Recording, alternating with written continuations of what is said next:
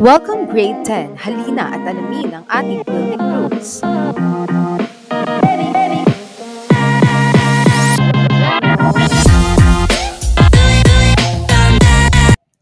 Ang building rules ay binubuo ng mga gabay sa paggamit at pagkilos sa mga building at areas na sakop ng Grade 10. Kabilang ang Suarez Building o SB, Computer Laboratory Building o CLB, at Forest Area.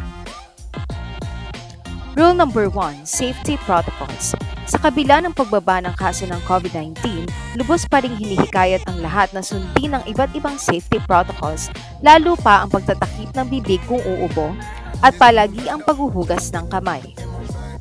Rule number 2, ang keep right o pananatili sa kanang bahagi ng hagdanan at hallway ay dapat obserbahan ng mga guro at mag-aaral upang maiwasan ang bungguan lalo na kung nagmamadali. Rule number 3, clean and green. Ang pagpapanatili ng kalinisan sa loob at labas ng silid-aralan, hallways, hand-washing facilities, gardens, at Grade 10 area ay inaasahan mula sa lahat ng miyembro ng Grade 10. Ang paglilinis ng CR sa silid-aralan at tamang pagtatapon ng mga laman ng basurahan ay dapat ugaliin. Rule number 4, no littering and loitering.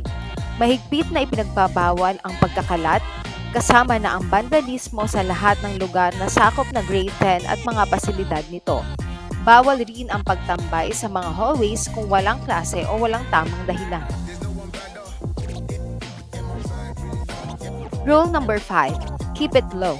Kung may pagkakataong lilipat ng silid-aralan o building, dapat iwasan ang pag-iingay lalo na ang pagsigaw upang hindi makaabala ng klase. Ang pag-uusap o kwentuhan ay maaaring gawin sa malumanay na paraan at tamang lakas ng boses. Rule number 6, greet and smile. Ugaliing bumati at magbigay ngiti sa lahat ng makakasalubong o makakasalamuha. Higit na mahirap sumimangot kaysa humiti, so give your smile to everyone. And rule number 7, treat like home. Bilang pangalawang tahanan ang paaralan, ituring natin itong sariling bahay sa pamamagitan ng tamang pangangalaga at pagkalinga sa mga tao at pasilidad na mayroon dito.